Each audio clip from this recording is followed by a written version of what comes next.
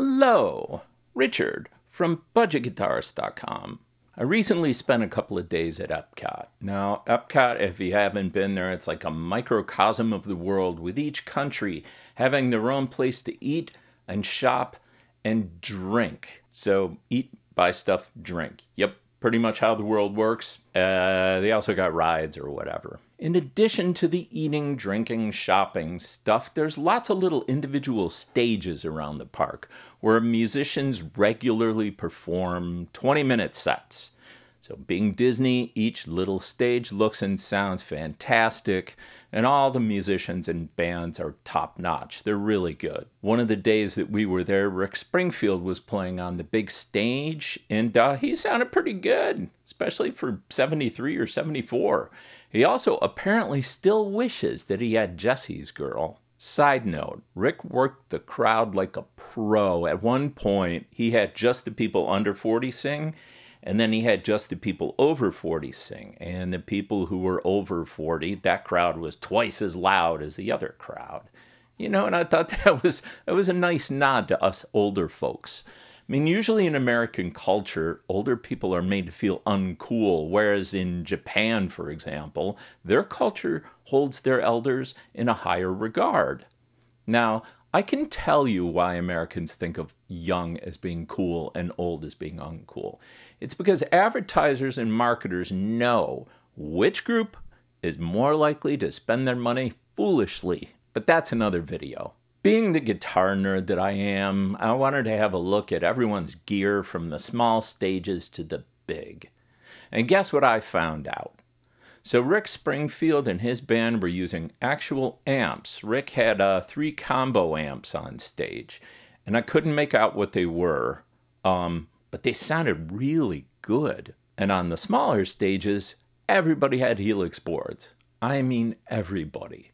So maybe Disney got a deal with Line 6, I don't know, but, you know, I didn't see any amps on the small stages, only Helix boards. And that means the stage volume is a lot less. It's easier to mix the sound. I also didn't see any electronic drums, though. That doesn't seem to have caught on the way that, you know, the way that modelers have. I find that interesting. When are drummers going to get with the program? They're too damn loud. But this channel's about guitars, I guess, so forget about the drummers. So just like Epcot being a commercialized microcosm of the world, what I saw is a reflection of what I'm seeing in a lot of smaller live music performances. For general music, for all ages, modelers have had a major impact, and they seem to be the norm. I live near Tampa, and I'm in Tampa and Orlando a lot. There's a lot of live music performances for the tourists, and modelers are definitely the standard for all the tourist stuff. Not the rock clubs, but the tourist, you know, like the tourist bars and the hotels and stuff. And of course, there are exceptions. There's a lot of older bands out there making the rounds and doing things with combo amps, and there's nothing wrong with that.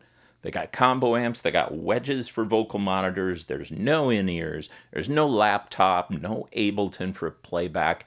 It's just good old-fashioned rock and roll, brother. And if they've been doing it long enough, this is what those guitarists hear when they go to sleep.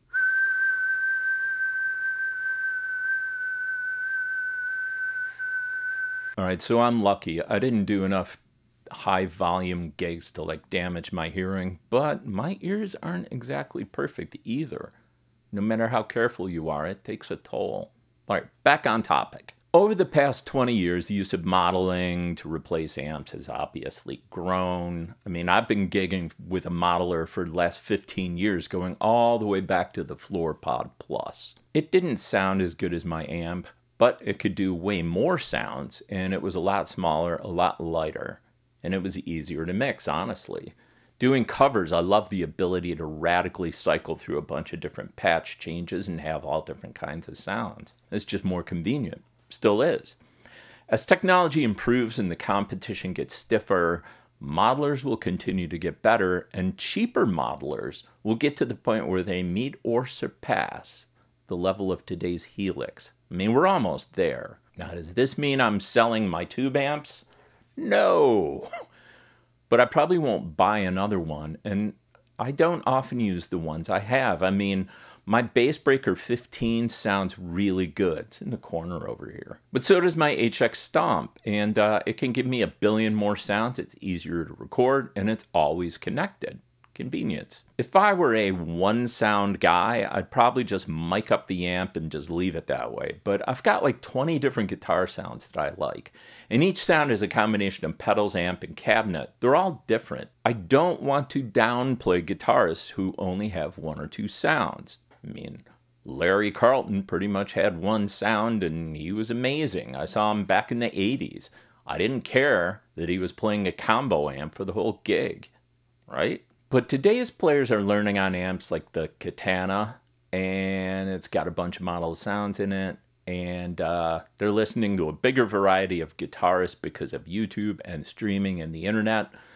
So part of me thinks that tomorrow's player is likely to want a bigger variety of tones. I mean, look at the popularity of pedals, right? Then again, a whole lot of guitar YouTube channels seem to be focused on the super hard, heavy, gainy metal stuff. I mean, I like Mark Holcomb's sound and playing too, but there's a big musical universe out there, and it's right on your computer or your phone. Between modeling and guitar amps, it seems to me that we're obviously always going to have both, right? But modeling has already won the popularity contest. Okay, so even if you throw out everything I just said, anecdotal evidence, blah, blah, blah, there's this. Reverb posted a list of its top 10 selling amps of 2023. 7 of the top 10 use some form of modeling.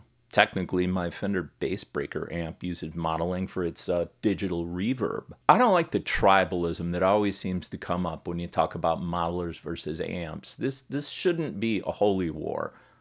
Modelers seem to have more advantages than amps, and modeling amps are popular because they give you both, sort of. I like them both. Amps are tools, like guitars. It's a personal choice. If I'm going to a blues jam, I'm bringing my combo amp, period. It's just a better choice for that setting. It's a better choice for any setting where you don't have a PA system. All right. Sometimes I will bring one of my EV ZLX 12P powered speakers and my HX Stomp if I feel like I need a bigger variety of sounds. It just depends on the situation. For recording, I'm using the HX Stomp or Helix Native. So you decide what the best tool for the job is, and that's what you use. And if you look around, modeling technology is the present and the future, but there will always be people who want the real thing and not a copy of the real thing.